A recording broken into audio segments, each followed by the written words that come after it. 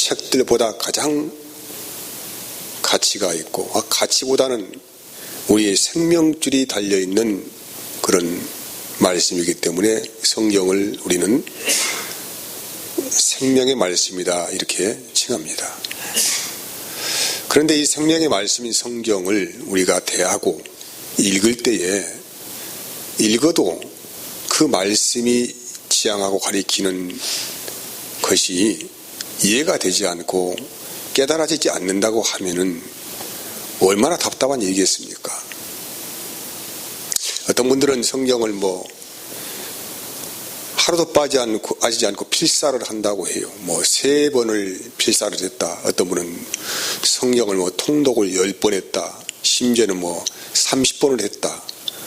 이런 분들도 계세요. 성경 한 권 통독하기가 쉽지 않습니다.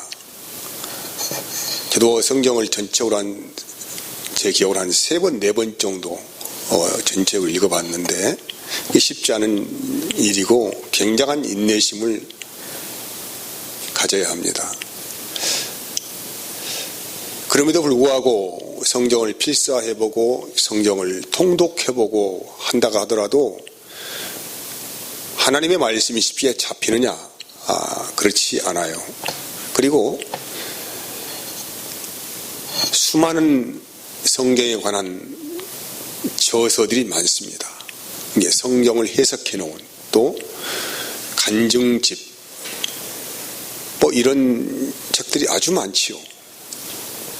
근데 필자마다 다 각기 다른 사상과 가치를 가지고 말을 하고 있고 관점도 다르고 그래서 참 혼돈스럽다는 생각이 듭니다. 책을 한두 권 읽었을 때는 그런가 보다 했는데 좀 하나님에 대해서 궁금해서 많은 책을 읽어보면 읽을수록 더 혼동되고 혼잡스럽고 답답하고 그런 일들이 있습니다. 관심이 없어서 성경도 읽지도 않고 신앙서적도 읽지도 않은 분들은 제 말씀이 무슨 말씀인지 이해를 잘 못하겠지만은 그래도 영적인 관심이 있어서 그에 대한 노력도 해보고 궁금증을 해소해 보려고 여러 방법을 시도해 본 사람들은 제가 하는 이 말씀을 알아들을 것입니다. 그래서 우리에게는 가장 중요한 것은 다른 것도 중요하지만은 하나님이 우리에게 보라고 말씀하신 이 성경에 대해서 이해하고 깨닫는 것이 가장 중요합니다. 이해하고 깨닫지 못하면 내가 현재 하나님과의 관계 안에서 어떤 위치에 있는가에 대해서 전혀 알지 못하고 그냥 어떤 영적인 체험 정도로만 여기고 신앙생활을 가벼이 하기 때문에 많이 흔들리고 어느 길로 가는지도 알지도 못하고 믿음이 무엇인지도 이해하지 못하는 그런 관계에 있는 분들이 사실 많다는 것입니다. 오늘 또 두 번째 그러면 말씀을 정리해 보겠습니다. 하나님께서 이스라엘에게 율법을 주신 의미와 목적이 있습니다. 왜 주셨을까? 그런 질문이죠. 첫 번째는 율법이 있기 전에는 모든 사람들이 자기의 생각과 자기의 관점으로 세상을 살아갔어요. 그래서 창세기에서는 모든 사람들이 자기 옳은 소견대로 살아가더라.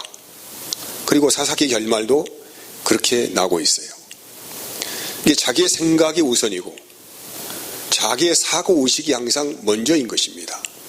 그러다 보니까 얼마나 무질서하겠어요.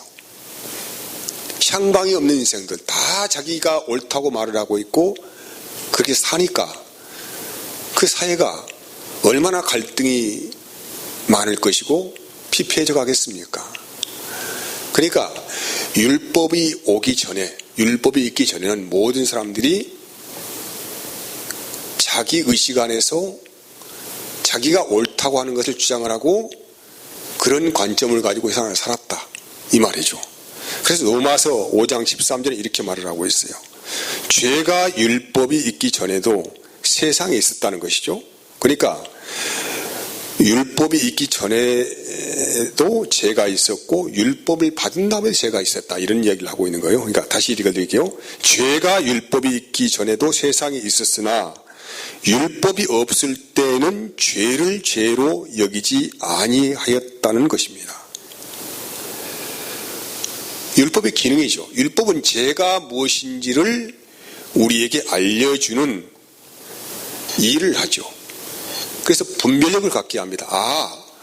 이렇게 사는 것이 선한 것이고 이렇게 사는 것이 악한 것이다, 이것을 알 수 있는 지식을 우리에게 제공해주는 역할을 하는 것이 뭐라고요?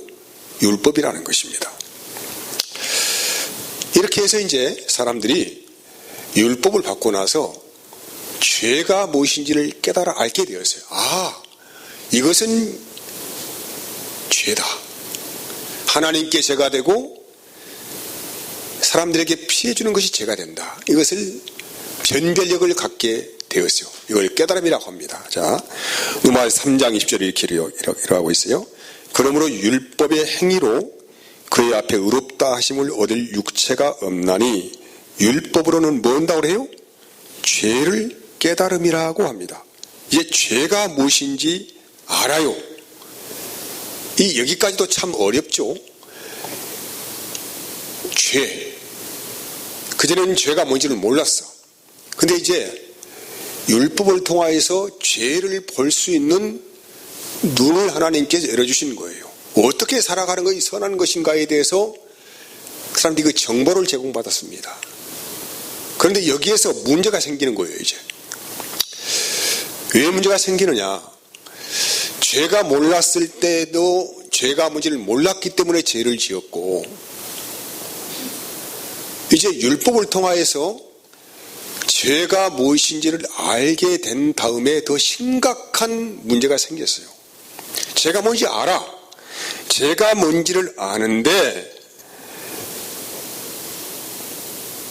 죄를 이겨보려고 발버둥을 치고 살아봐요. 이제 내가 선하게 살아야 되겠다. 하나님이 이렇게 말씀하셨다. 이렇게 살아가는 것이 선한 인생이다. 이렇게 살아가는 걸 하나님이 기뻐하신다. 이것을 비로소 알게 되어서 이제 하나님이 말씀하신 선을 추구하면서 살아보려고 인생의 마음을 정하고 방향을 잡았어요. 근데 이상한 게 있어요. 선하게 살아보려고 하면 살아볼수록 더 어렵고 힘들어요. 창세기 6장에는 4장이죠. 가인과 아벨이 사건이 나와요. 두 사람이 형제죠. 근데 아무튼 가인과 아벨이 하나님을 알았던 사람들이기 때문에 하나님께 각기 자기가 노력하여 얻은 재물을 가지고 하나님께 제사를 드려요. 근데 하나님께서 아벨의 제사는 받으셨지만 가인의 제사는 멸시하셨다고 기록을 하고 있어요. 여기에 대해서 가인이 굉장히 안색이 어두워지면서 분노해하고 있어요. 숨을 헐떡거리면서 어찌할 줄 모르는 가운데에서 이제 그 자기의 분노가 자기 동생 아벨을 향하여 갑니다. 굉장한 시기심이 마음에 발동한 거예요. 그래서 동생 아벨을 어떻게 해보려고 생각을 하죠. 그때 하나님께서 마음을 고쳐 뭐라고 말씀하세요? 창세기 4장 5절에서 6절까지죠. 여호와께서 가인에게 이르시되 내가 분하여 함은 어찌됨이며 안색이 변함은 어찌됨이냐. 내가 선을 행하면 어찌 낯을 들지 못하겠느냐. 선을 행하지 아니하면 죄가 문 앞에 엎드려 있느니라. 죄가 너를 원하나 너는 죄를 다스릴지니라고 말씀하셔요. 네가 행한 일이 정당하지 않다. 옳지 않다는 것이죠. 그래서 너는 이제부터 죄가 너를 삼키려고 하니까 그 죄를 지배해야 된다. 다스려야 한다. 이렇게 하나님께서 요구를 하시죠. 근데 이미 마음의 분노의 불이 활활 타고 있는 가인이 이 불을 스스로 끌 수가 없다는 거예요. 그래서 동생을 원래 깨어내서 들판에 데리고 나가서 돌로 쳐 죽여서 죽였습니다. 이게 사람이에요. 우리는 선하게 사는 것이 무엇인지를 몰라서 못 사는 거 아니에요. 사람이 이제 나이가 좀 들고 불력이 생기면은 뭐 그렇게 가르쳐 주지 않아도 어떻게 하는 것이 사람에게 이로운 것이다, 어떻게 살아가는 것이 행복한 일이다, 이것을 알아요. 변별력이 생긴다 이 말이죠. 그래서 하나님께서 율법을 받았어요. 하나님께 받았지만은 그 율법에 의하여서 자기의 삶을 정해 놓고 그렇게 살아보려고 애를 쓰며 살아가 보지만은 어때요? 그 죄를 지배할 수가 없어요. 다스릴 수가 없어요. 그래서 결국은 가인의 인생은 하나님께 저주받은 인생이 되었어요. 일생을 유리하는 자가 되었다고 성경이 말을 하고 있어요. 그리고 그의 후손들은 그 혈통을 받아서 일생을 또 그 똑같이 아버지의 삶을 그대로 전체를 받아가지고 일생을 유리하는 자로 살아가면서 스스로가 자기의 마음의 고적함을 달리기 위해서 악기를 만들어서 스스로를 위로하고 살아가지요. 그리고 그들의 인생의 목적은 성공주의예요. 용사가 되고 경쟁하고 지배하고 이런 욕망 가운데서 모든 삶의 목적을 성공주의로 살아갑니다. 이게 가인의 후손들이 받은 저주라고 성경이 말씀하고 있어요. 아무튼 간에 우리 인생의 딜레마는 그래요. 아무리 선한 말씀을 듣고 마음의 감동을 받아도 우리는 선하게 살아보려고 하면 그렇게 노력하면 할수록 더 숨통이 막혀오고 어렵고 힘들어요. 로마서 7장 12절에서 14절까지 이렇게 말을 하고 있어요. 이로 보건대 율법은 거룩하고 계명도 거룩하고 의로움이 선하다. 알아. 이제 율법부터 거룩하고 계명도 거룩하고 의롭고 선하다. 이걸 알고 있어요. 그런데 문제입니다. 그런즉 선한 것이 내게 사망이 되느냐? 그럴 수 없느니라. 오직 죄가 죄로 드러나기 위하여 선한 그것으로 말미암아 나를 죽게 만들었으니 이는 계명으로 말미암아 죄로 심히 죄되게 하려 함이라. 우리가 율법은 신령한 줄 알거니 와 나는 육신에 속하여 죄 아래 팔렸도다라고 사도 바울께서 고백을 해요. 율법이 있기 전에는 모든 사람들은 죄에 대해서 자유롭습니다. 근데 율법을 받고 나니까 이제 알아요. 선이 무엇이고 악이 무엇이고 알게 되었어요. 분별력이 생겼다는 말이죠. 근데 생겨서 이제 선함을 추구하고 선함을 향하여 노력하고 그렇게 살아보려고 마음을 고쳐먹고 도전하고 그렇게 해보았는데 이건 마치 벽에다가 계란을 부수는 격이다 이 말이죠. 아무리 하고 노력을 하여도 다시 튕겨나오고 오히려 그것이 나를 사로잡아오고 나를 눌러오고 숨도 못 쉬게 만드는 거예요. 이것이 뭐라면 성경이 방금 말하자면 죄 안에 팔린 인생이다. 육신에 속하여 자리에 팔렸다. 이렇게 말을 해요. 이렇듯 우리 모든 인생들은 육신의 늪에 빠져서 허우적거리며 살아갑니다. 그래서 그 죄인이 그 죄악의 굴레에서 빠져나오지 못하면은 받는 형벌이 뭐냐면 지옥 형벌이라고 성경이 정하고 있어요. 이것에서 빠져나와야 돼. 근데 나의 힘으로는 빠져나올 수가 없어. 무슨 노력을 한다고 하더라도 빠져나올 수 없어요. 이것이 성경이 우리에게 선포하는 말씀. 모든 사람들이 죄 아래에 팔려 있는 거란 말이에요. 무엇을 통하여 그걸 보게 됩니까? 율법을 통하여서. 이 선한 말씀을 통하여 자기의 본질적인 모습을 보게 된다 이 말이요. 이해하시겠습니까? 그래서 로마서 7장 21절에 보면은 4절까지 그러므로 내가 한 법을 깨달았노니 곧 선을 행하기 원하는 나에게 뭐가 또 있어요? 악이 함께 있는 거다. 나는 선하게 살고 싶어. 근데 악이란 놈이 나를 그렇게 놔두지가 않아요.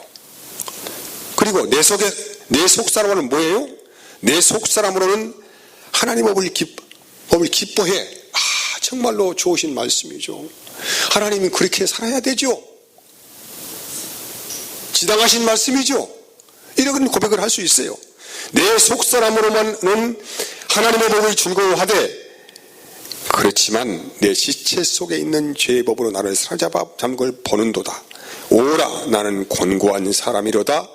이 사망의 몸에서 누가 나를 건져내랴라는 고백을 할 수밖에 없다. 그러니까 이게 무슨 말이냐면은 율법을 통하여서 우리 자신이 죄 아래 팔려서 죄 아래에 신음하고 있는 나의 모습을 볼 수 있는 영적인 눈이 떠진다 이 말이에요. 떠져요. 나의 모습이 보여. 이제 내가 어떤 지경에 이르러 있는지를 내가 비로소 깨달아 알았어요. 이것이 뭐냐면은 하나님께서 율법의 1.1획도 땅에 떨어지고 뛰지 않고 이루시겠다고 하는 제 1차적인 목적이 되는 거예요. 이게 완성의 완성. 율법이 지향하고 있는 목적과 뜻과 의미에 대해서 완전하게 그것을 하시겠다 이 말이죠.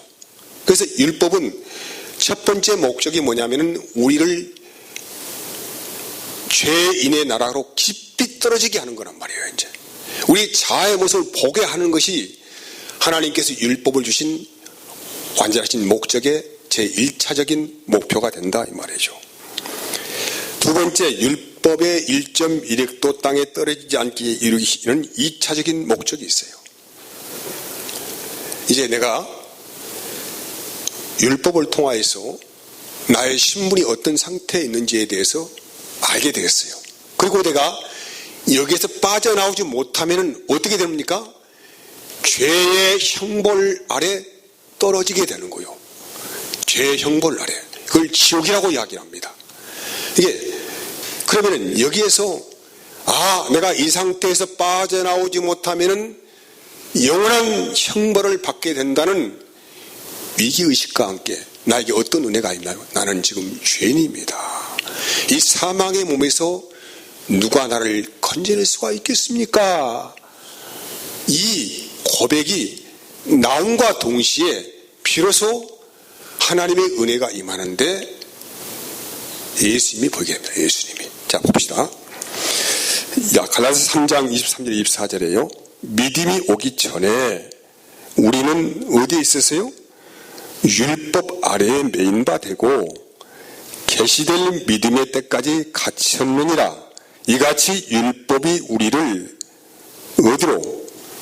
그리스도께로 인도하는 초등교사가 되어 우리로 하여금 믿음으로 말미암아 의롭다함을 얻게 하려 함이라고 해요. 그러니까 이 말씀은 율법은 모든 사람을 죄 아래 가두어서 그리스도께 인도하는 초등교사의 역할을 함으로써 율법의 모든 기능은 폐해집니다. 더 이상 어떤 기능을 할 수가 없어요. 그래서 이 두 번째 목적을 달성하게 함으로 율법의 1.1획도 땅에 떨어지지 않고 완전하게 되는 거예요. 이 말씀 이해를 하시겠죠? 지금 정리하는 단계입니다. 그래서 예수님께서 이렇게 말씀하셨어. 마가복음 13장에서 2장 13절에서 17절까지 예수께서 다시 바닷가에 나가시매 큰 무리가 나왔거늘 예수께서 그들을 가르치시니라. 또 지나가시다가 알페오의 아들 레위가 세간에 앉아있는 것을 보시고 그에게 이르시되 나를 따르라 하시니 일어나 따르니라. 그러니까 알페오의 아들 레위가 어디에 앉아 있었어요? 세관에 앉아, 다시 말하면 레위가 세무공무원이었다 이 말이에요. 예수님의 제자 레위는 직업이 세무공무원이다. 여러분, 세무공무원이 뭡니까? 당시 그 로마 정부가 세운 세무공무원이죠. 이방인의 정부의 부역자가 되어서 그들의 일꾼이 되어서 이스라엘에게 세금을 징수하는 세무공무원이란 말이에요. 유대인들이 이방인들을 어떻게 알고 있습니까? 유대인들은 이방인들을 개처럼 알고 있어요. 이게 개들의 부역자가 되어서 그들의 조종을 받아가면서 자기 민족을 압제하는 자로 세움받은 사람들이 누구예요? 세리들이에요. 근데 이 사람을, 이스라엘에서는 공공이 저 사람은 죄인이다, 이런 반역자다, 이런 낙인이 찍힌 자가 세리란 말이에요. 근데 예수님께서 그 세리를 자신의 제자로 불러들인 거예요. 세리를. 이해하시겠어요? 이어진 말씀이에요. 16절에 바리새인의 서기관들이 예수께서 죄인 및 세리들과 함께 잡수시는 것을 보고 그의 제자들에게 이르되 어찌하여 세리 및 죄인들과 함께 먹는가? 예수께서 들으시고 그들에게 이르시되 건강한 자에게는 의사가 쓸데없고 병든 자에게라 쓸데 있느니라. 나는 의인을 부르러 온 것이 아니요 뭘 부르러 왔다고? 죄인을 부르러 왔노라고 예수님께서 말씀하시오. 그러니까 세리와 여기에 죄인들이라고 하는 이 율법을 어긴 사람들은 동격이에요, 동격. 그런데 예수님은 세리와 죄인들과 함께 같이 겸상을 하시고 같이 교제를 하시는 것을 보시고 어찌 바리새인들 서기관들이 어떻게 예수라는 사람들은 저렇게 유대사회에서 죄인으로 몰려있는 사람들과 함께 교제하고 있는가에 대해서 의아하게 생각을 하는 거예요. 그래서 주님이 말씀하시는 거예요. 그들을 향하여서 나는 의인을 부르는 것이 아니다, 죄인을 부르러 왔다. 이 당시에 바리새인 서기관들은 본인 자신들이 자칭 의인이에요. 자칭 의인. 최고의 의의 반열에 있는 사람이라고 생각을 했어. 왜? 율법을 가르치고 율법을 행하라고 명령하는 자들이니까. 이들은 대단한 영적 권위를 가지고 있는 자들이라 이 말이죠. 자칭 의인이란 말이에요. 근데 예수님의 시각은 이들은 죄를 지으라고 가르치고 죄를 먹여주는 그런 죄인이에요. 그래서 주님이 말씀하시는 거예요. 나는 의인을 부르러 온 것이 아니다, 죄인을 부르러 왔다고 말씀하세요. 누가복음 5장 17절에서 26절까지 말씀 보면은 예수님께서 중풍병자 한 사람을 고치는 내용이 나와요. 어느 마을에 중풍병자가 있었어요. 이 사람은 사지가 다 마비가 된 상태이기 때문에 혼자 움직일 수 없는 사람이죠. 그래서 이웃 사람들이 예수가 왔다는, 마을에 왔다는 소식을 듣고 그 중풍병자를 들것에 들고 가니 많은 사람들이 그 예수님을 에워싸고 있기 때문에 들어갈 수가 없어서 지붕을 걷어내고 그 침상을 예수님 발 앞에 내려놓습니다. 예수님께서 이들이 행한 일을 보시고 믿음이 있다고 말씀하셨어요. 그리고 이 광경을 바라보고 있는 바리새인 서기관들을 향하여서 나는 죄 사하는 권세가 있는 줄을, 누구에 있는 줄을 알게 하려 한다고 말씀하신 거예요. 다시 말하면은 유대인의 관점에서는 중풍병자는 죄인이에요. 왜? 하나님의 저주를 받아가지고 큰 병에 걸렸으니까, 사지가 마비된 사람이니까. 유대인의 관점에서는 죄인으로 낙인 찍힌 사람이 중풍병자예요. 그 주님께서 말씀하시는 거예요. 나는 인자는 죄를 사는 권세가 있는 줄 너에게 알리려 하기 위함이다. 그래서 예수님께 병자를 치유하시면서 죄를 사는 권세가 누구에게 있는지를 너에게 알려주겠다, 이 말씀을 하는 거예요. 다시 말한다면 유대의 율법 안에서는 이 사람은 죄인이에요. 근데 예수님께서 이 병자를 고치십니다. 왜 고치십니까? 단순히 병자 하나 살려보려고 하시는 일이 아니고 그 사건을 통하여서 인자가 바로 죄를 사는 권세를 가지고 있는 자라는 것을 알려주기 위해서, 가르쳐주기 위해서 하신 일이란 말이에요. 그래서 인자가 죄를 사는 권세를 가지고 있으니까 너희가 믿음으로 나를 영접하면은 그것은 그 통로를 통하여서 너희의 죄는 사해진다, 이런 말씀을 하시기 위해서 이 사건을 일으키시면서, 뭐 이 사건뿐만 아니죠, 모든 사건이 그렇게 꼭 어떤 사건을 일으키고 나서 하신 말씀이 있단 말이에요. 그것이 베드로전서 2장 24절 25절까지 말씀, 친히 나무에 달려 그 몸으로 우리 죄를 담당하셨으니 이는 우리로 죄에 대하여 죽고 의에 대하여 살게 하려 하심이라. 그가 채찍에 맞음으로 너희가 나음을 얻었나니, 이렇게 말씀하고, 예수님께서 우리의 죄를 사하시기 위해서 친히 그 몸에 죄를 정하시고 죄에 대하여서 죽으심을 통하여서 율법의 모든 권세를 폐하해 버리십니다.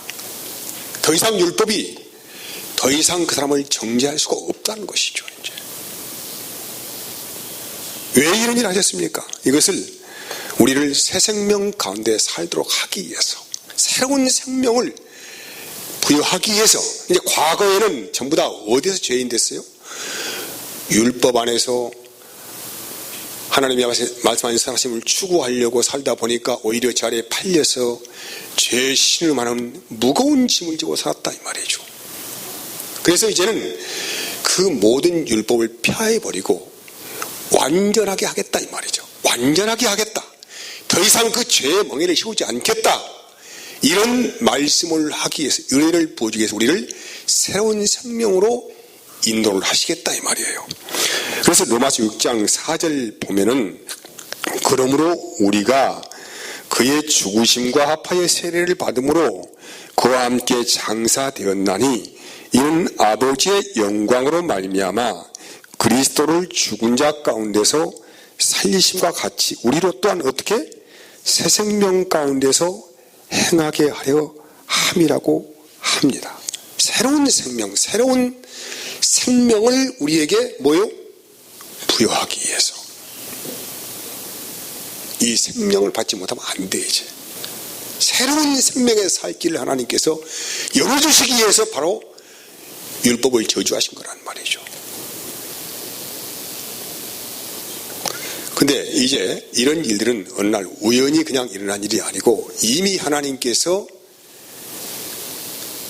이 세상이 있기도 전에 미리 틀을 짜놓으셨어.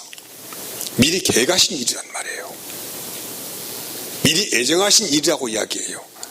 에베소 1장 3절에서 5절까지입니다. 자, 곧 창세 전에 어디 안에서?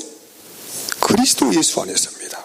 이게 창세 전에 그리스도 예수 안에서 새로운 생명을 부여받는 하나님의 자녀들을 살리는 계획을 세우셨다, 이 말이에요. 이해를 하시겠죠? 새로운 계획, 새로운 생명을 부여받는 그런 길을 열어놓으셨어. 다시 읽어드릴게요. 곧 창세 전에 그리스도 안에서 우리를 택하사 우리로 어디 안에서? 사랑 안에서 그 앞에 거룩하고 흠이 없게 하시려고 그 기쁘신 뜻대로 우리를 예정하사 어디에서? 예수 그리스도로 말미암아 자기 아들들이 되게 하셨다고 합니다. 하나님의 자녀들을 하나님의 생명으로 낳는 길이 뭐냐면은 예수 그리스도 안에서 창세전에 이미 그 길을 정해 오셨어.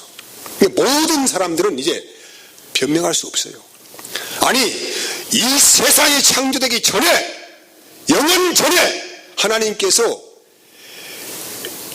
죄에 빠져 신음하고 있는 인생들을 향하여서 살 길을 미리 제시해 놓으셨어요. 살 길을. 이해하시겠어요? 미리 그 길을 정해 놓으셨다고. 미리 어느 날 우연하게 이 길로 오라고 하신 것이 아니에요. 이 세상이 있기도 전에 너희가 죄에 빠져 신음하고 있을 때 이 길로 오라 이 말이에요. 이 길로 오라. 그 가이드 역할을 하는 길이 뭐냐면은 율법이요. 율법을 통해 모든 인생들은 자기 자신이 죄인의 늪에 빠져 있는 것을 보게 된단 말이에요. 그래서 죄인의 늪에 빠져 있는 자아를 보게 된 사람만 누가 필요합니까? 예수님만 필요해요. 그러니까 내가 의롭다고 생각하는 사람들은 하나님이 필요 없어요. 자기 길로 살아가야죠. 자기 인생의 계획으로 살아가야죠. 하나님께서 이런 은혜를 주시기 위해서 우리에게 수도 없는 실패와 좌절을 못 보게 하십니다. 때로는 선하게 살려고 해도 그 길이 꺾어집니다.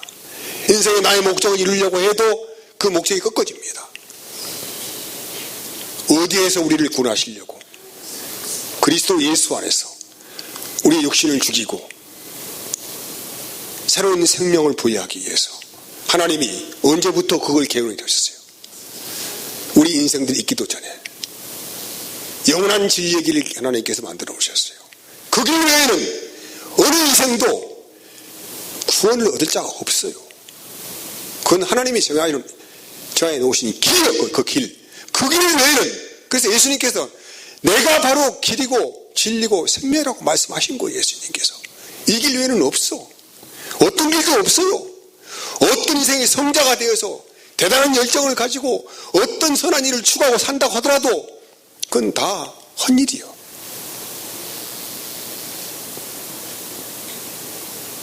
주님 외에는 살 길이 없어요. 그래서 주님께서 이 일을 이루시기 위해서 뭘 했습니까? 새로운 언약을 세우셨다. 만약 정리 딱 하겠습니다. 누가복음 20, 이걸 읽어보고 누가복음 22장 16절 20절 내가 너희에게 이르노니 이 유월절이 하나님의 나라에서 이루기까지 다시 먹지 아니라 하시고 이에 잔을 받으사 감사 기도하시고 이르시되 이것을 갖다가 너희끼리 나누라. 내가 너희에게 이르노니 나는 이제부터 하나님의 나라가 임할 때까지 포도나무에서 나는 것을 다시 마시지 아니하리라 하시고 또 떡을 가져 감사 기도하시고 떼어 그들에게 주시며 이르시되 이것은 너희를 위하여 주는 내 몸이라. 너희가 이를 행하여 나를 기념하라 하시고 저녁 묵은 후에 잔도 그와 같이 하여 이르시되 이 잔은 내 피로 세우는 뭐라고요? 새 언약이다. 모든 인생은 이제 이 새 언약 안에서 살 길을 얻습니다. 새로운 생명을 부여받게 됩니다. 여기까지 하겠습니다. 기도하겠습니다. 하나님 감사합니다. 은혜로우신